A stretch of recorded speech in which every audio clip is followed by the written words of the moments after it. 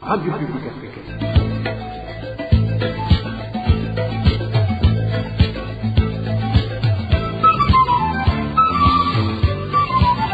Radio Publique Africaine.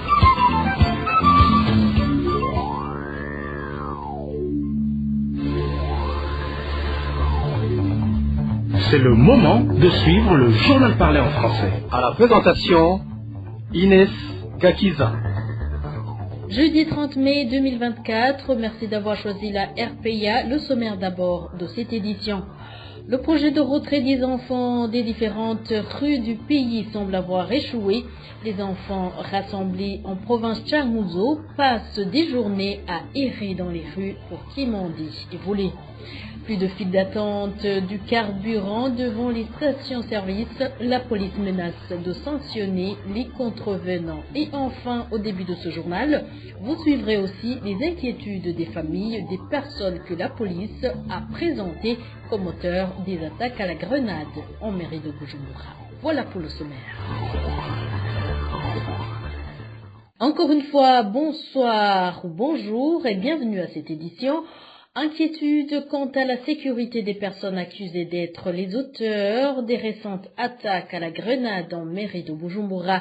Leurs proches qui se sont confiés à la RPA indiquent qu'ils n'ont plus de nouvelles depuis leur exhibition par la police il y a plus de 2 semaines. Éloge Divin les méchants. Les proches de Canisius Salimana, qui fut un des membres du corps de défense à la retraite, révèlent qu'il craint pour sa sécurité après plus de 2 semaines sans une nouvelle d'où il est détenu. Canisius Salimana est l'un des 6 individus exhibés par le ministère de la Sécurité en date du 11 mai dernier devant la presse comme étant les auteurs des attaques à la grenade en mairie de Bujumbura. Il venait de passer 2 semaines sans qu'aucun proche à lui ne soit au courant de l'endroit où il a été conduit après son arrestation aux allures d'enlèvement. Des sources de la RPA ont révélé par après qu'il était détenu secrètement dans les cachots du service national de renseignement. Les proches de Canisius font savoir donc qu'ils ne sont pas au courant d'où il est incarcéré actuellement après son exhibition avec d'autres co-accusés par le ministère de la Sécurité. Un de ses proches dit qu'à part la peur, la famille de Canisius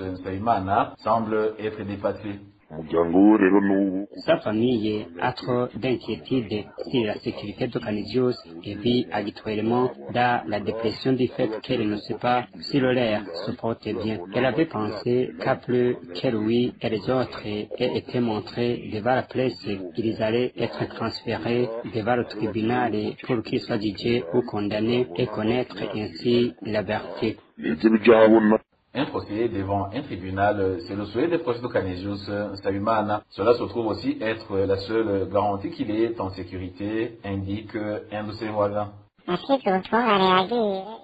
Nous demandons à la justice d'intervenir. Cela pourrait aussi garantir sa famille qu'il est en sécurité. Nous, les voisins et la famille, nous l'avions perdu 2 semaines avant qu'il nous soit présenté devant la presse. On l'avait perdu ici à Bujumbura.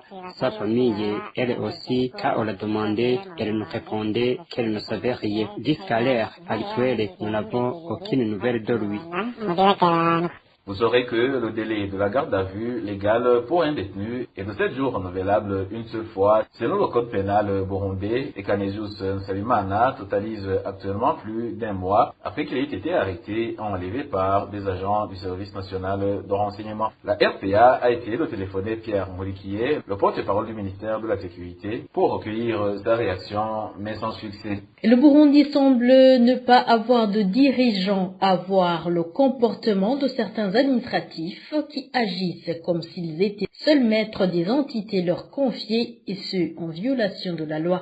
Propos de Pamela Moueza, activiste et défenseur des droits de la femme et plus particulièrement des droits des mères célibataires, et réagit après que l'administrateur de Bubanza s'est arrogé le droit de chasser de sa commune ses mamans suivies. Personnellement, je dirais qu'il est vraiment désolant de constater qu'une femme occupant une position de pouvoir puisse contribuer à la violation des droits des femmes. En fait, c'est-à-dire que les femmes ont naturellement espoir qu'elles soient présentes dans les instances de décision, puissent œuvrer à la création d'un environnement favorable aux droits de la personne. Ce qui n'est pas le cas pour ce que nous venons de constater, donc avec le cas de Bubanza. Je dirais vraiment, personnellement en tant qu'activiste des droits de la femme, Je dirais que c'est une situation tellement choquante et inacceptable. On est en 2024. C'est inacceptable de voir que des femmes sont traitées injustement, tout simplement parce qu'elles ne sont pas mariées. Les mettre en prison, leur imposer des amendes, c'est de la violence pure.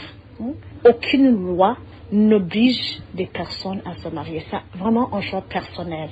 Et puis, on doit tous savoir qu'avoir un enfant n'est pas du tout un crime. En aucun cas, c'est pas une violation d'aucune loi quelconque, avoir un enfant. À mon avis, des fois, j'ai l'impression que le Burundi, c'est un pays, mais qu'il y a d'autres petits pays dans le pays où chaque personne peut établir ses propres lois et les mettre en exécution sans aucun problème. De plus, cet activiste rappelle au gouvernement burundais qu'il est de son devoir d'assurer la protection de tous sans distinction aucune et surtout de traiter tous les citoyens burundais au même pied d'égalité comme le stipule la constitution burundaise. Encore une fois, Pamela Moeza. Vous êtes au courant combien des enfants ont été violés et pourtant on ose encore une fois emprisonner des femmes, des parents qui sont monoparentales, qui sont des mamans célibataires et qui laissent des enfants à la maison, à la merci de tous, franchement. Globalement, les femmes sont souvent punies pour une faute qui a été commise à deux. C'est si faute il y a, bien sûr. Et puis en plus, comme vous devez le savoir, les femmes n'ont pas droit à la terre. Il faut absolument qu'un homme puisse avoir la gentillesse, je mets ça entre guillemets, d'épouser une femme pour qu'elle puisse avoir le droit de vivre dignement. C'est ce que je constate en fait. Alors cette injustice doit vraiment, cette discrimination doit vraiment cesser. Et puis nous savons que le Burundi a des lois. Donc il est impératif que le gouvernement puisse agir pour décourager ces comportements des dirigeants qui violent arbitrairement des droits des femmes, comme ça, juste parce que apparemment c'est quelque chose qui leur fait plaisir, parce que chaque jour on voit des gens qui se lèvent, qui décident, qui prennent des décisions et il n'y a aucune suite, il n'y a rien. Je vous l'avais dit au début, ce jeudi 30 mai 2024, l'inspection générale de la police a interdit à tout propriétaire de véhicules et de motos de se garer sur les stations-service en attente du carburant. Dans un communiqué lu par le porte-parole de la police nationale, le colonel de police Désiré Douimana, il a expliqué que cette décision est prise pour garantir la sécurité des gens et de leurs biens. Cette décision concerne également les personnes qui font des pannes bêtes et bloquent la circulation. La police prévient que les contrevenants seront sévèrement punis. Écoutez le porte-parole de la police nationale, le colonel de police Désiré Douimana. Kugira ngo umutekano wo mu mabarabara uhagararirwe neza. Envie de faire respecter la sécurité routière et dans le but de faciliter la sécurité de la population et de leurs biens, l'inspection générale de la police nationale décide ceci suit. Primons, tout stationnement sur la route ou devant les stations-service en attente du carburant est interdit. Cette décision concerne également les motos. Deuxièmement, nous rappelons à toute personne propriétaire ou conducteur d'un véhicule moto ou autre qu'il est strictement interdit de sortir son véhicule si elle n'est pas sûre qu'elle a le carburant suffisant pour ne pas se retrouver à court du carburant et bloquer la circulation. Il faut donc que la circulation reste bonne, même sur les routes passant tout près des stations-service. Celui qui passera outre cette décision sera puni. La police dispose des moyens nécessaires pour rétablir l'ordre pour toute personne qui n'aura pas respecté cette décision.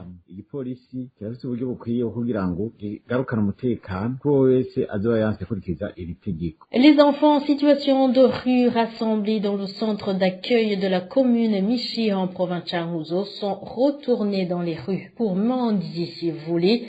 Dans les provinces proches de la province Changuzo, les habitants de la province Changuzo demandent au gouvernement burundais de fournir plus d'efforts pour encadrer ces enfants et faire le suivi de leur éducation en exécutant leur projet de départ, leur apprendre des métiers, sinon les cas de vol vont se multiplier. Suivez cet habitant de la province Changuzo. Il y a une chose importante que je voulais dire à ceux qui nous écoutent et plus particulièrement au gouvernement burundais. Il y a des enfants en situation de rue qui ont été pris dans tous les coins du pays pour être rassemblés dans notre province de Changuzo en commune Mishiha. Il disait que ces enfants allaient apprendre des métiers. Et au début, il semblait que c'était un bon objectif, mais pas après, cela a échoué. Actuellement, ces enfants sont dans la rue en train de manger. Ils ont repris les mauvaises habitudes que le gouvernement avait voulu combattre. Les autres enfants, nous les voyons derrière les troupeaux de vaches amenés vers le marché de Zégué en province de Gitega ou il vont en province de Ruyigi et de Karusi. Pour moi, l'objectif que le gouvernement s'était fixé n'a rien donné car ces enfants sont retournés dans la rue. Alors, je demanderai au gouvernement de fournir des efforts pour que ces enfants puissent retourner dans ce centre d'accueil de Mishiha afin de prévenir et combattre le vol. Et de Changuzo, rendons-nous en province Kayanza où le gouverneur a ordonné à chaque administrateur communal de collaborer avec un délégué provincial de la Braroudi pour commercialiser les boissons. Dans une correspondance adressée à tous les administrateurs de Kayanza, le gouverneur a également dissous toutes les commissions qui étaient chargées de gérer cette commercialisation. Émile Nevesumba. Les membres de certaines commissions qui avaient été chargées de suivre la commercialisation des produits Braroudi sont corrompus, selon le gouverneur de Kayanza. Il indique aussi que la chaîne de distribution et d'approvisionnement ne fonctionne pas bien parce que les membres de certaines commissions étaient soit détaillants ou semi-grossistes de ces produits de la Braroudi. En prenant la décision de dissoudre toutes ces commissions, colonel Rémi Chichahayo explique que c'est dans le but d'assurer un suivi rigoureux du processus de distribution et de commercialisation des produits de la Braroudi de l'amont jusqu'à Naval. Le gouverneur de Kayanza décide aussi que la distribution de ces produits sera gérée par un délégué provincial de la Braroudi en collaboration avec l'administration de chaque commune qui est représentée par l'administrateur communal. L'administration communale doit aussi faire le contrôle et le suivi de la chaîne de distribution et d'approvisionnement par les grossistes, les semi-grossistes et les détaillants. Le gouverneur de la province Kayanza, colonel Rémi Chichahayo, demande à la police et à l'administration de veiller au respect des prix et de la chaîne de distribution, d'approvisionnement et de commercialisation des produits Braroudi dans la province Kayanza. Les chauffeurs de Probox de la commune Lugombo en province Chibitoke qui faisaient le transport Burundi-Rwanda sont parmi les groupes de la population touchés par la mesure unilatérale du gouvernement burundais de fermer ses frontières avec le Rwanda. Pour certains de ces chauffeurs, ils pouvaient facilement gagner le pain quotidien en faisant ce travail. Un de ces chauffeurs qui s'est confié à la RPA indique que même la commune enregistre des pertes car elle gagnait avec cette activité une somme non négligeable via des taxes. Je vous invite à écouter plutôt ce chauffeur. En